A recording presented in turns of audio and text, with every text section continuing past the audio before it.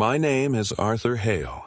I am 80 years old, and until recently, I still remembered how to tie my own tie, balance a checkbook in my head, and quote Shakespeare's sonnets from memory, not because I tried to impress anyone, but because I taught them for 42 years in the same small-town high school in Ohio. I was the man generations of students called Mr. Hale, even long after graduation, the one who told them to believe in their minds and their ability to change the world with words. When my wife, Margaret, passed away 5 years ago, something essential in me went silent. She was my anchor, my reference point, the one who could look at me and immediately tell when something was wrong. I remember the day she died as if it happened this morning. The coffee pot halfway full, her knitting lying in a pool of sunlight by the armchair, a scarf unfinished. Since then, the house has felt too quiet, the kind of quiet that doesn't offer peace but presses in on you like a question you can't answer. My days began to dissolve into rituals. Toast and marmalade at precisely 7:30, the New York Times crossword in ink, a walk around the block if the weather was kind, and maybe a call to one of the few friends I had left, those not yet taken by illness, relocation, or forgetfulness. And my children, well, they were not absent exactly, but they were distant in a way that feels worse. My son, Larry, lives in Columbus and calls me every Sunday for 5 minutes, sounding like he's waiting for a commercial break to end. My daughter, Paula, a financial planner with impeccable suits and a stainless steel voice, visits me once a month, always with some agenda. The last time she arrived with a stack of papers and a strained smile, speaking in euphemisms. "Dad, let's simplify your life," she said. "You don't need to worry about these little things anymore. Let us take care of it. You've earned the right to relax." But her eyes didn't smile. They scanned the living room like she was evaluating property. I noticed little things changing. My mail began to come opened. Paula started handling my prescriptions, insisting I switch pharmacies to one she preferred. My car keys went missing for 2 days, only to be found under the couch, where I never leave anything. The computer was password-locked one morning, the screen flashing a cheerful blue login I had never created. When I asked her about it, Paula laughed a little too hard and said, "Oh, Daddy, you probably just forgot." That's the phrase that's been clinging to everything lately. You probably just forgot. The last straw came when I went to the bank to withdraw some money for repairs on the old porch steps. The teller, a woman I'd known for years, looked at me with unusual concern and said, "Mr. Hale, are you sure you want to do that? Your daughter said you might be confused these days." Confused? I was stunned into silence. That night I lay in bed for hours, my fingers gripping the sheets, trying to remember whether I had done something recently to suggest I was losing my grip. Had I left the stove on? Forgotten an appointment? Misplaced an envelope? I couldn't find a single error, not one, but the doubt had already planted itself like mold between the floorboards of my mind. The worst part of aging isn't the physical decline. It's watching the people you love look at you like you're fading, even when you know you're still here. I began to dread Paula's visits, even though a part of me still hoped she might surprise me with affection. But instead of warmth, I got efficiency. Her conversations were filled with, "You should," "It's time," and "We've decided." Somewhere along the line, my daughter stopped treating me like a person and started treating me like a liability. And then came the suggestion. No, the plan, clearly already in motion, that I move into a care home. "It's not a nursing home," Paula explained, showing me glossy brochures full of smiling silver-haired people playing chess and painting landscapes. "It's independent living with support. You'll be safer. You'll have company. It'll be good for you." But I knew what it meant. It meant removal. It meant out of sight, out of mind. It meant no access to the accounts, the keys, the decisions. It meant that my life, or what remained of it, would be reduced to a room with pastel wallpaper and scheduled activities. I politely declined, and she didn't press. But I knew then what I hadn't dared admit before. They were trying to take control.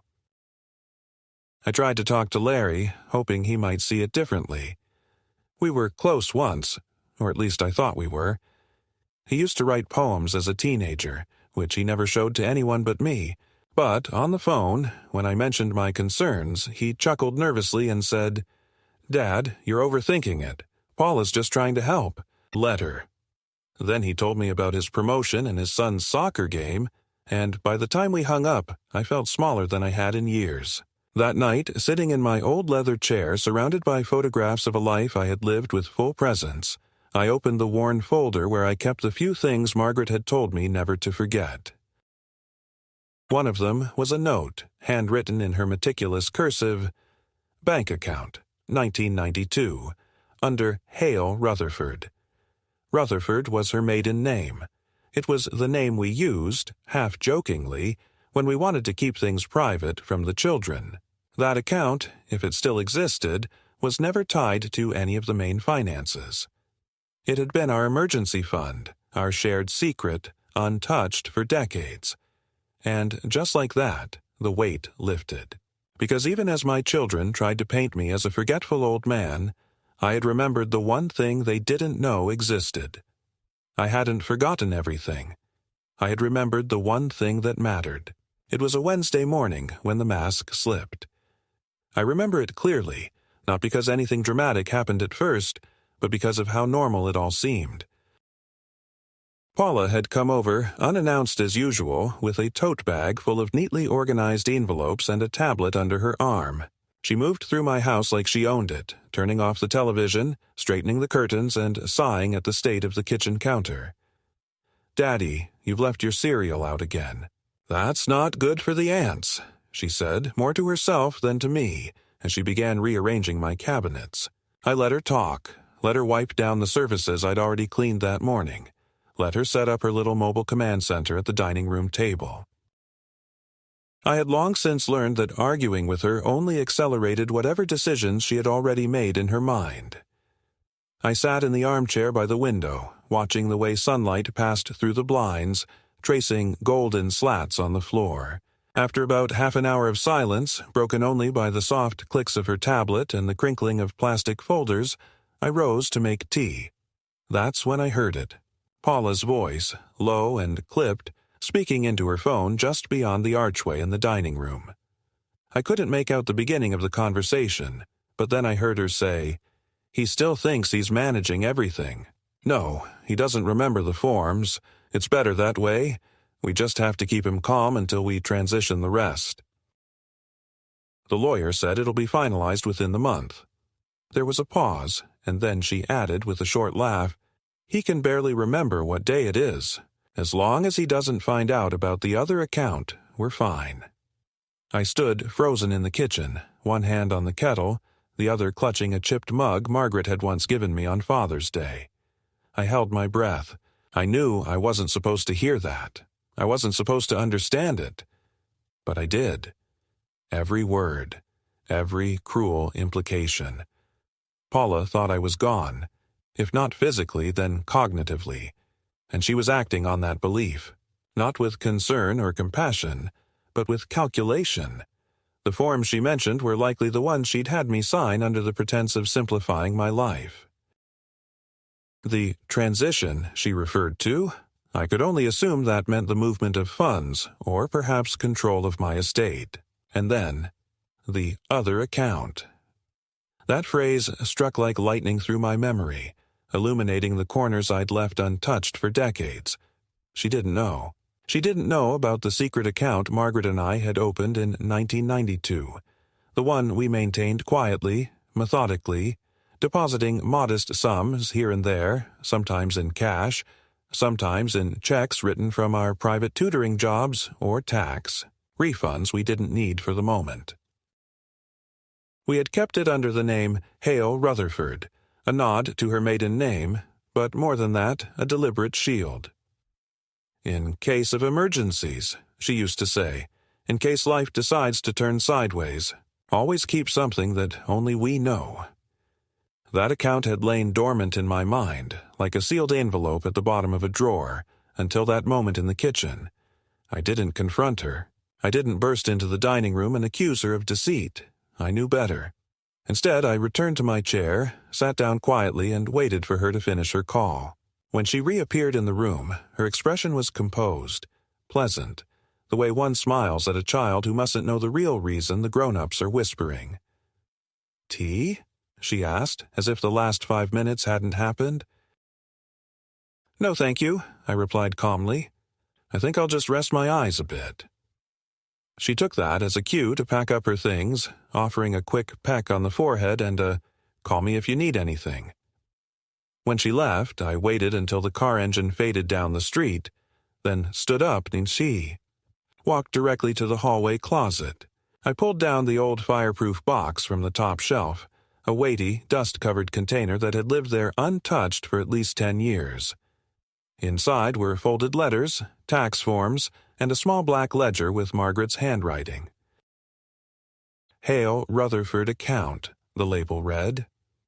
I flipped through it, seeing deposits as far back as 1992, the last entry dated nearly 4 years ago, $250 from a tutoring check I had done quietly after retirement. I felt a strange mixture of guilt and relief. We had never touched that money. We had never needed to. But now, its existence was a lifeline, a private affirmation that I wasn't as powerless as my daughter assumed. The next morning, I called the bank. I gave the name, the approximate balance, and my identification. After a pause, the woman on the phone confirmed that the account was still active and that my name matched the account holder's profile. She asked if I wanted a new card or online access reactivated. "No," I said. "Just send a statement by mail. No electronic trace." She hesitated, then agreed. I hung up and sat in the quiet house, staring at the beige walls and the dust motes spinning in the sunlight. Everything had changed. Paula's deception had peeled away the last remnants of trust. It wasn't just a matter of control over money. It was about identity, about autonomy, about whether I still had the right to decide what happened to me. And that's when it hit me. This wasn't just neglect. This was erasure. She wasn't waiting for me to fade. She was helping me disappear, quietly, conveniently, under the guise of care. But I hadn't disappeared. I hadn't forgotten. I remembered the smell of Margaret's garden in spring, the long drives we used to take through Appalachia, the poems Larry used to write, and the way Paula used to cling to my leg when she was scared of thunderstorms. I remembered who I was, what I'd done, and what I had left. Most importantly, I remembered that account, one thread they hadn't managed to cut. That night, I didn't sleep. I sat at the dining room table with Margaret's ledger, my own checkbooks, and the folder Paula had left behind. I studied everything. The signatures, the legal jargon, the clauses marked with sticky notes. It became clear to me that my children had slowly built a case, a narrative, that I was no longer capable. They were consolidating access, reducing my voice to whispers, but now I had a reason to speak loudly. I had something to protect. As I turned off the lamp and prepared for bed, I felt something I hadn't felt in months, maybe years. A flicker of resolve, quiet but unmistakable.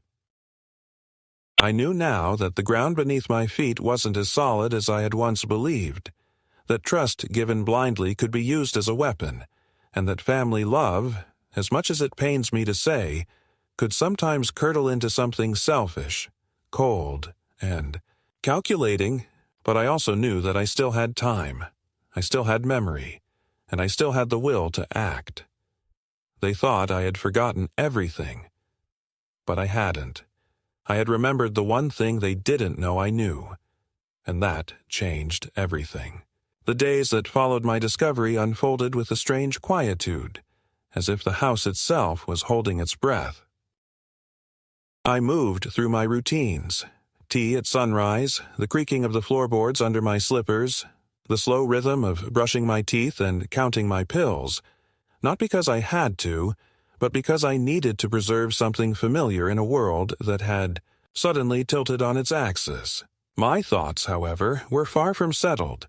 Each passing hour brought fresh clarity to what had been happening around me for the past several months, a slow and subtle erosion of my independence, disguised as kindness, masked behind smiles that now seemed more like veils than mirrors. I had not noticed it immediately, and I suppose that was the point. That's how betrayal works when it comes from those you love. It doesn't strike like lightning. It leaks like gas, filling the room with something invisible until the moment of ignition. 3 days after Paula's visit, I received a call from a man who introduced himself as Gregory Fuchs, an elder care coordinator recommended by my daughter. He spoke in a tone that was both professional and suffocatingly cheerful, using phrases like holistic well-being and support transition services. I asked him how he got my number, and he chuckled as if I were a delightful child. "Your daughter, sir. She said you might need a little help organizing your affairs and exploring options for assisted living that would suit your lifestyle. We understand how difficult it can be to make these decisions alone at your age." My age. Those 2 words now echoed like a curse. I thanked him and hung up without further comment, then immediately called Paula. She didn't pick up. I tried again. Nothing. That afternoon, an envelope was slid into my mailbox. No return address, just my name handwritten in a tidy, practiced script. Inside were more brochures, glossy and upbeat, showing silver-haired men playing golf, smiling at watercolor classes, posing with therapy dogs. I stared at them as if they were cartoons, caricatures of what life was supposed to be like for people like me. Muted, managed, medicated. I went upstairs and unlocked the drawer where I kept my personal documents. The living trust Margaret and I had established years ago was gone. In its place was a new folder labeled Revised Financial Plan, full of pages bearing my name, some of them signed by me, though I could not recall the occasion. It dawned on me with a slow, sinking dread that these papers had been slipped under my nose during those visits when Paula would bring just a few things to look over. Her voice honeyed with encouragement, her presence so commanding that I had stopped questioning. I remembered her saying, "It's just paperwork for tax season," or, "You don't want to deal with the IRS on your own, do you?" I had trusted her. I had been naive. In the following days, a series of small humiliations began to unfold, each one wearing the face of concern.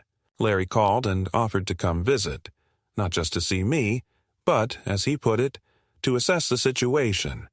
He used the phrase as though I were a faulty appliance. When he arrived, his eyes scanned the house like an inspector. "You're still using the same stove, Dad?" he asked. "And you're not checking the smoke detectors?" I told him I had changed the batteries last month. He didn't respond. Instead, he handed me a new pill organizer, the kind with brightly colored boxes labeled by day and time.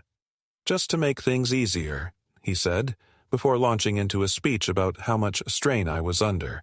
"I know you don't want to admit it, but being alone like this, it's not sustainable. What if you fall? What if you forget the oven? What if you wander out and can't find your way back?" I stared at him dumbfounded. I had lived in this house longer than he had ever lived anywhere. I knew every creak of the floor, every light switch, every branch in the backyard oak tree. "Do you know what unsustainable is, Larry?" I finally said. "Being treated like a danger to myself when I've raised 2 children and buried a wife and still remember how to write in cursive." He didn't reply. He left a few hours later saying, "We'll talk soon," in a tone that promised more decisions made in rooms I would not be invited into. A week later, my cable was disconnected. I called the provider, and they said the request had been made by a legal proxy with full documentation. I asked for the name. They said Paula. When I called her, she answered immediately, cheerful as ever. "Daddy, how are you?"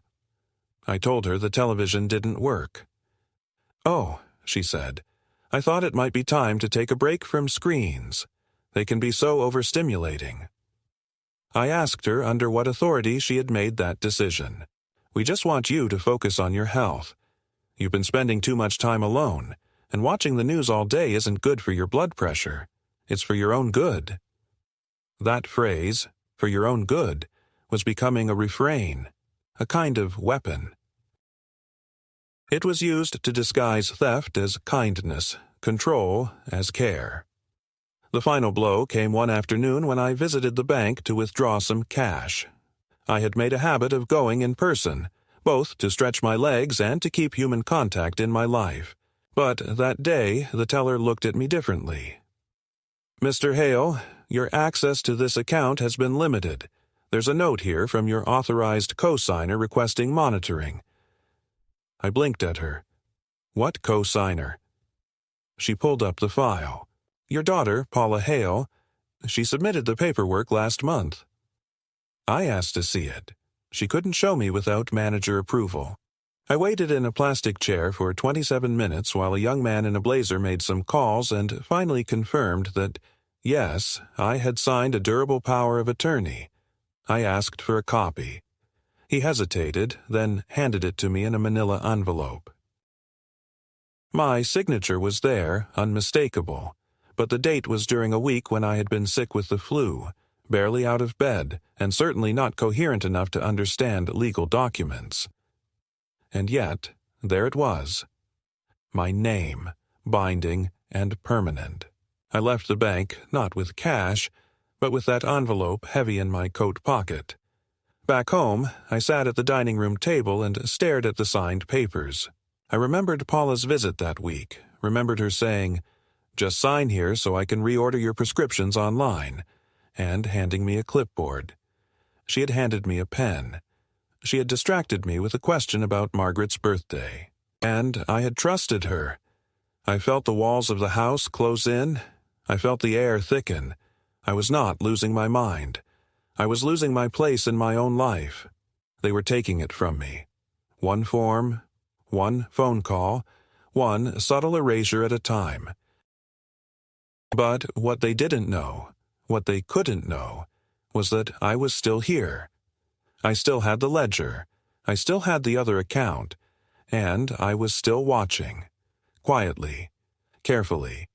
Waiting for the moment when I would no longer be patient. I had not been to the downtown branch of Glenhaven Trust in nearly 15 years. Not since Margaret and I opened our last joint savings account to set aside a modest fund for Hazel and Reginald's future education. Walking into that building now felt like re-entering a past life, but the air was still the same, a mixture of wax tile, coffee from the employee break room, and old carpet. I walked slowly to the front desk and asked to speak with someone who handled legacy accounts. The receptionist, a woman with frosted blonde hair and a cautious smile, asked me to wait while she made a call. "Someone will be with you shortly, Mr. Hale," she said. I nodded and sat down, trying not to fidget with the envelope tucked under my arm. The original ledger and identification for the Hale Rutherford account. 10 minutes later, I was greeted by a tall woman in her early 50s wearing tortoiseshell glasses and a slate-gray blazer. "Mr. Hale, I'm Eleanor Fitzsimmons, Vice President of Client Services. Why don't you come with me?" Her voice was calm but efficient, like someone who had guided many people through complex financial terrain and no longer needed to use small talk as a prelude to business. Her office was neat and sunlit, with framed certificates and a small sculpture of a bird made of polished stone. I handed her the documents and explained that I wanted to confirm the status and recent activity on the Hale Rutherford account, under Margaret's maiden name.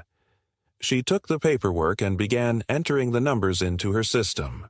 Her face remained neutral, but I noticed a slight raise of the eyebrows. "Yes, Mr. Hale," she said, scanning the screen. "The account is active.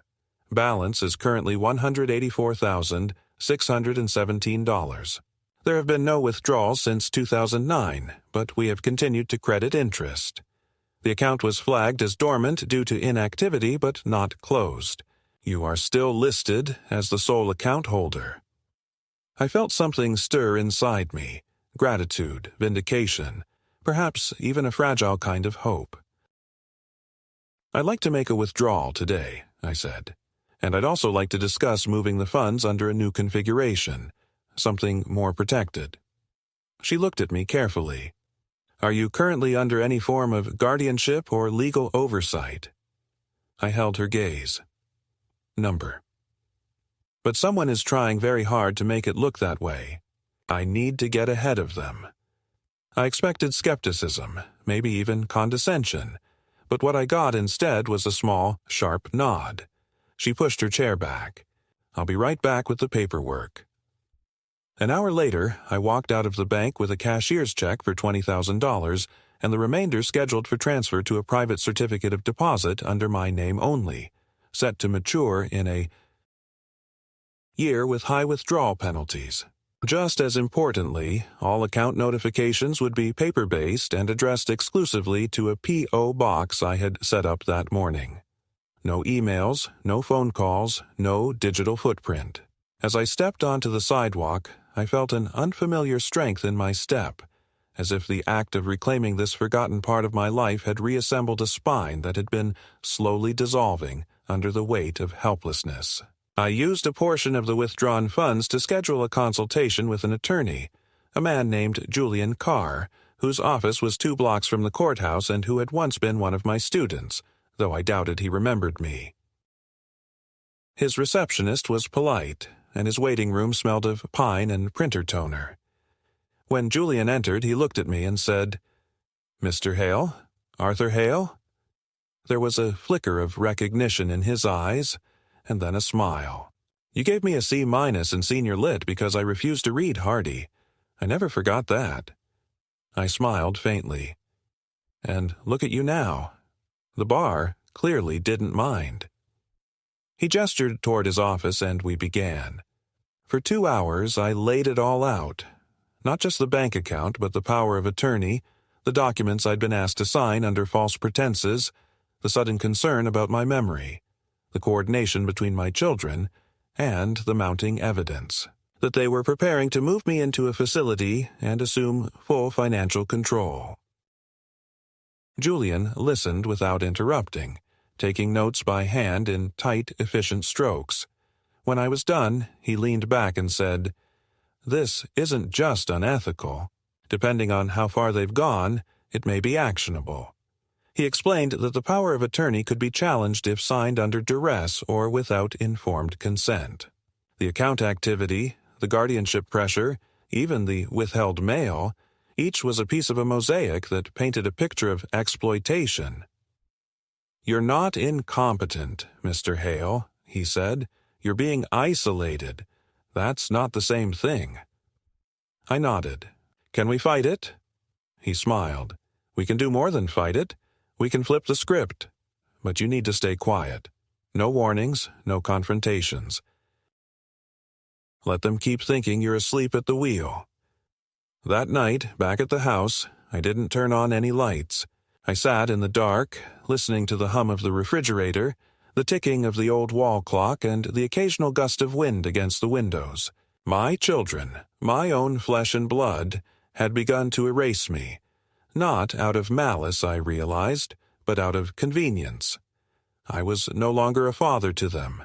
I was a risk, an unpredictable asset with a beating heart and too many opinions.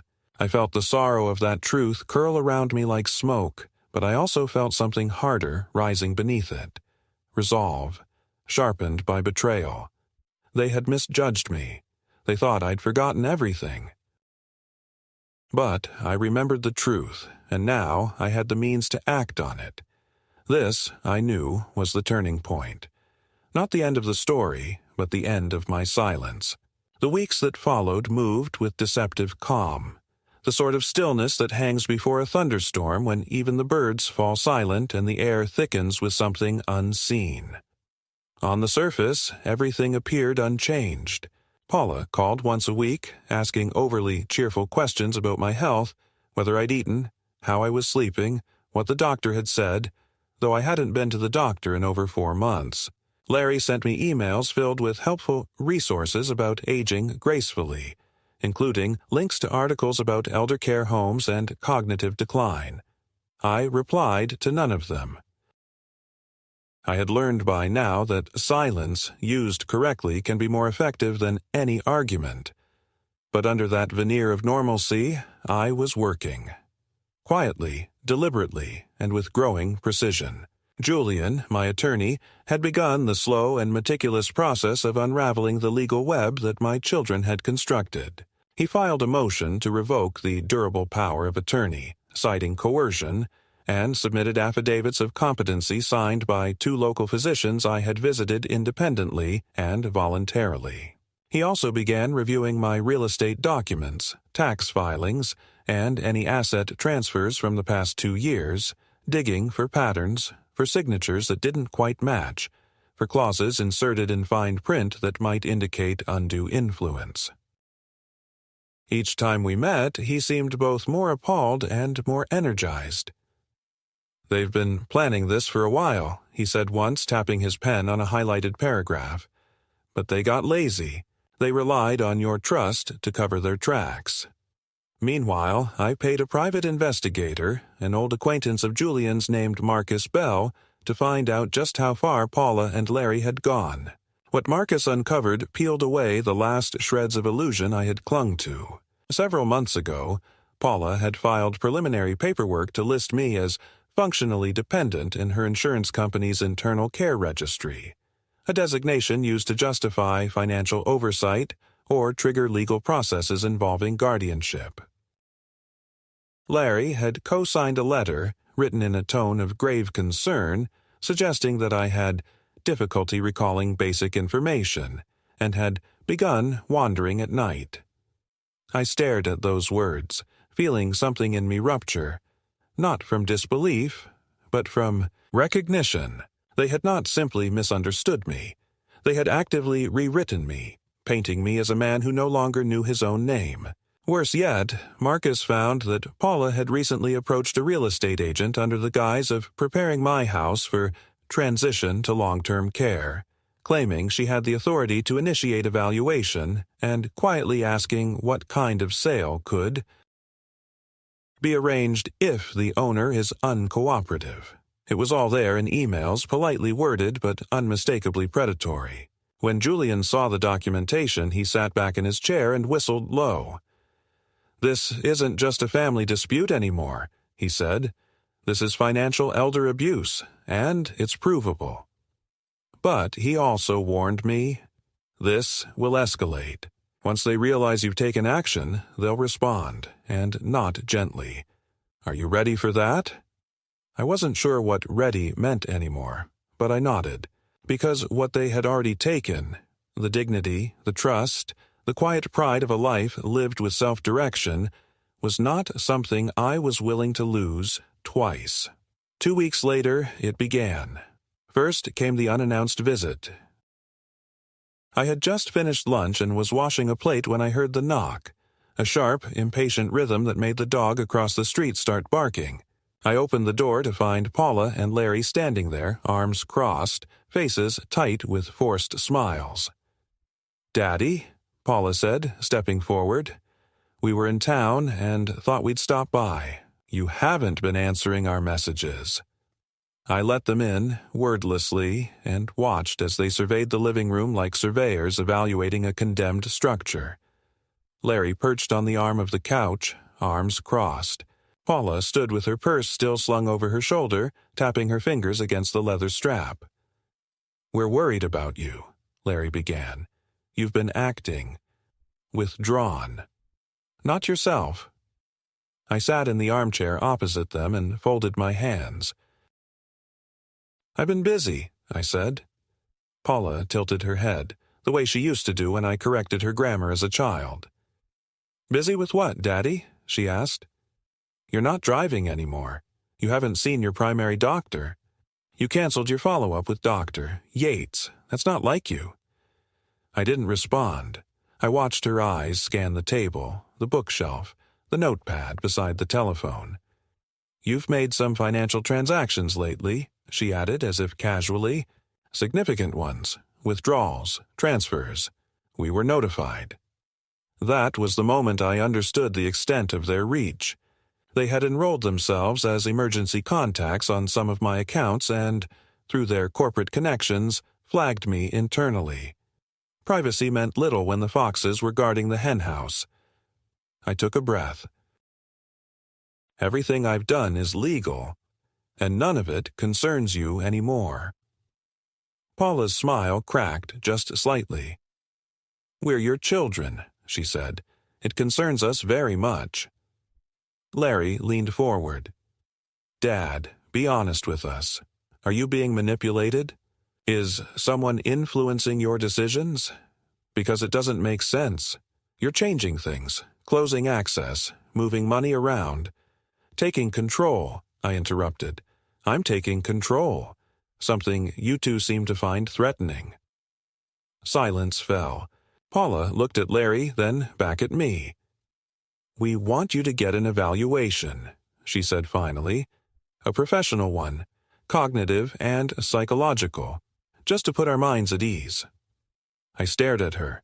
You mean the evaluation you already submitted forged documents for? Her face froze. We know about that. Julian has the paperwork.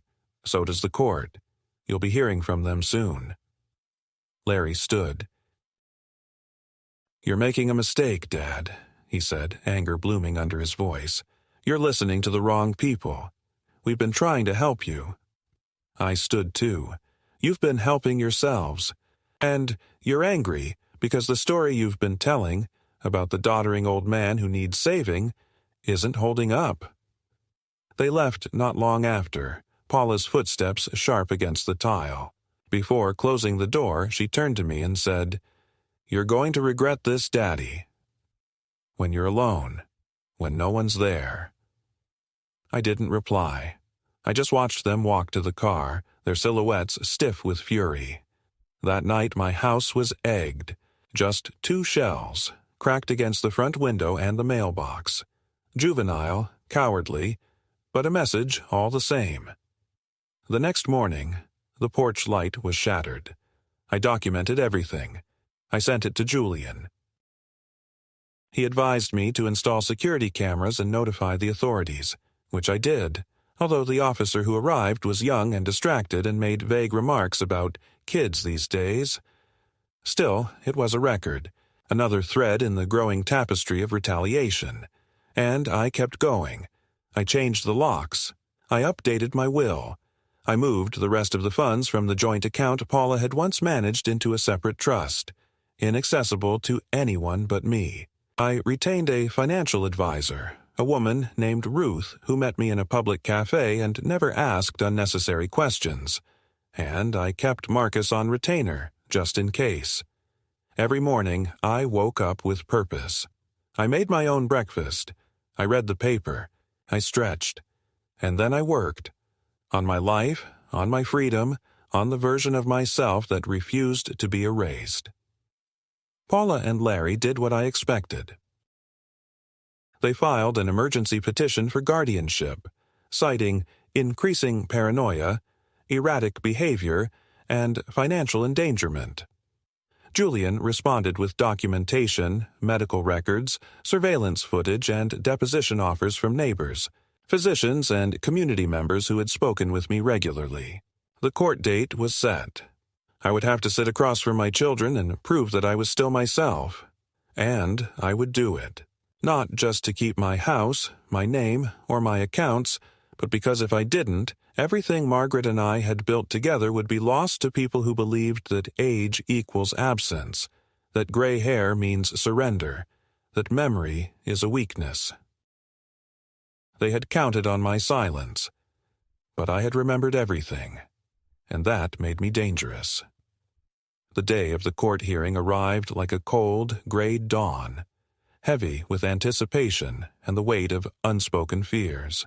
I woke early, unable to sleep, the thin rays of morning light cutting across the worn carpet of my living room. Every familiar sound, the ticking clock, the distant hum of traffic, the occasional chirp of birds outside, seemed amplified, as if the world itself was holding its breath alongside me. Julian arrived promptly, his briefcase in hand and a calm determination in his eyes that I desperately needed to borrow. He reviewed the stack of documents one last time, reassured me with a firm handshake, and reminded me that I wasn't alone in this fight. "We have truth, and we have the law," he said quietly. "They may have the anger, but we have the facts." As we drove to the courthouse, I kept my gaze fixed out the window, tracing the familiar streets I had walked so many times before, but now saw through a new lens, one stained with the bitter taste of betrayal. The courthouse itself was a looming structure of stone and glass, its steps worn by decades of people entering and leaving with heavy hearts and uncertain futures. Inside, the air smelled of old paper and polished wood, and the murmurs of legal proceedings echoed softly through the hallways. We waited in a sterile conference room, the minutes stretching like shadows, until finally the bailiff appeared and announced it was time. The courtroom was filled with a quiet tension, punctuated only by the shuffling of papers and the low murmur of voices as people settled into their seats. I saw my children immediately, Paula sitting stiffly beside Larry, their expressions taut and guarded, as if preparing for a battle they had rehearsed 1,000 times. The judge was an elderly woman with sharp eyes behind rimless glasses, her presence commanding but not unkind. She looked at me with a mixture of curiosity and caution, the weight of her office settling over us all like a tangible force. Julian began by presenting evidence of my competency, medical evaluations from neurologists and psychiatrists, statements from neighbors and friends affirming my daily functioning, and financial records that traced every transaction with clarity and responsibility. He spoke calmly but with passion, emphasizing the importance of preserving the dignity and autonomy of an individual who was fully capable of making decisions about his own life. "Mr. Hale is not a danger to himself," Julian said firmly. "He's not incapacitated. What we are witnessing here is a misguided attempt to seize control under the guise of concern." Then it was my turn.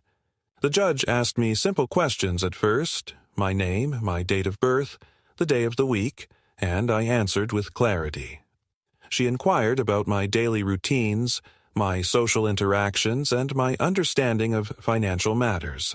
I spoke about the secret account Margaret and I had opened, about my recent efforts to protect my assets, and about the growing sense that those closest to me had been working against my interests. My voice wavered at times, but my resolve remained unbroken. "I may be old," I said, "but I am not powerless. I remember everything that matters. And I will not let my life be taken from me by those who believe my age is an excuse for their greed." Paula's attorney then presented their case, painting a starkly different picture. They spoke of memory lapses and confusion, citing isolated incidents where I had misplaced keys or forgotten appointments. They played a video, grainy and disjointed, showing me struggling to recall names and dates during a visit to the doctor. The court watched in silence as my competence was called into question, my very identity reduced to a collection of moments carefully selected to portray decline. But I held my head high, knowing that those moments were neither the whole story nor the truth. The judge asked me directly if I needed help managing my finances or living arrangements. I answered honestly. I welcomed support when needed, but I would never surrender my autonomy or my right to make decisions. I spoke about the importance of respect, of trust, and of love that does not seek to control, but to empower. "I am not the same man I was 40 years ago," I said, "but I am still myself, and that is enough." After hours that felt like days, the judge retired to consider her ruling. Julian and I sat in the empty courtroom, the echoes of voices and footsteps fading into a heavy silence. I felt my heart pounding in my chest, a mixture of fear, hope, and exhaustion. Finally, the doors opened and the judge returned, her expression unreadable but steady. She spoke slowly, her words deliberate and clear. "After careful review of all evidence and testimonies," she began, This court finds that Arthur Hale is competent to manage his own affairs and make decisions regarding his personal and financial matters. The petition for guardianship is denied. Relief surged through me like a sudden wind, shaking the dust from years of doubt and pain. My children's faces fell, a mixture of shock and anger flickering across their features. The judge continued. Furthermore, any actions taken under the power of attorney granted during periods of incapacitation must be reviewed, and if found to have been executed without full consent or under coercion, may be subject to reversal. Julian nodded, standing to thank the court, while I simply sat back, letting the words wash over me. I thought of Margaret and the life we had built, of the quiet strength that had carried me this far, and of the truth I had held on to when others tried to bury it. For the first time in many months, I felt free, not just in body, but in spirit. Walking out of the courthouse, the sky was a bright, unbroken blue. The air felt fresher, lighter. I knew the battles ahead would not be easy. There would be appeals, there would be attempts to wear me down, but I was ready. I had fought for my dignity, reclaimed my voice, and reminded my family, and myself, that age does not erase a man's soul. I was not alone, and I was not forgotten. The secret account, the lawyer, the memories, they were all pieces of a larger mosaic, one that told the story of a man who refused to be erased. And as I stepped into the sunlight, feeling the warmth on my face, I knew this was not the end. It was a beginning. The months that followed the court's decision passed not with triumph, but with a kind of quiet recalibration, like the slow settling of a building after an earthquake. There was no grand celebration, no moment of public vindication, just the slow, deliberate restoration of a life that had nearly been taken from me under the guise of concern. I returned to my house, not as the frail, confused man my children had tried to portray, but as its rightful and conscious steward. And yet, the space felt different now, not because anything had changed physically, but because I saw it all with new eyes. Every object, every book on the shelf, every framed photograph held the weight of what had almost been lost. I moved through the rooms not as a tenant of my own life, but as someone who had fought to remain present in it, who had chosen not to slip silently into the role of a shadow. I did not hear from Paula or Larry for several weeks after the hearing. There were no calls, no emails, no apologies. I imagined them licking their wounds, recalculating, perhaps even searching for new strategies. But I had closed the doors through which they once entered. The power of attorney was revoked. The joint accounts were dissolved. The house deed, once quietly altered, was now secured in my name alone. I had rewritten the narrative they had tried to impose on me, not just in the eyes of the court, but in the pages of my own sense of self. I had stared down the suggestion that I was no longer capable, and I had walked away with proof, not for them, but for me, that I still held the pen. One afternoon in early spring, when the first daffodils had begun to poke through the thawing soil, I received a letter. It was handwritten, addressed simply to Dad, and the envelope carried Paula's neat mechanical handwriting. I hesitated before opening it, unsure if I wanted to read what she might say. Inside was a single page, written in blue ink on heavy cream paper. "Daddy," it began, "I know you probably don't want to hear from me. I understand that. I just wanted to say I'm sorry. Not for trying to help you, but for not listening when you said you didn't need saving. I truly believed I was doing the right thing, but I see now that it wasn't right for you. Maybe someday we can talk. Maybe not. I hope you're well. Love, Paula." I read it twice, then folded it neatly and placed it in a drawer. I felt no anger, no joy, just a calm detachment, as though the words had come not from my daughter, but from someone playing the part of a daughter in a story that no longer belonged to her. I did not respond. Instead, I began the quiet work of building a new kind of life, not grand or adventurous, but true. I joined a small book club at the library where people still cared about ideas and language and the way stories were told. I reconnected with a few old colleagues, men and women who had once shared chalkboards and crowded faculty lounges with me. I even began tutoring again, once a week, a shy teenager named Raphael whose mother had asked for help after school. And slowly, I began to feel useful again, not as a father or a husband, but as a man with something still to give. The money from the Hale Rutherford account remained untouched, save for a modest sum I used to renovate the guest room into a study. I had no desire for luxury or revenge. What I craved was clarity, simplicity, and the peace of knowing that the decisions I made from now on would be entirely my own. I also established a trust, not for my children but for scholarships to be given in Margaret's name, for students who wanted to study literature, who believed that words mattered. That was her legacy, and now it would be mine. Every evening I sat in that study by the window, watching the sunset spill across the backyard.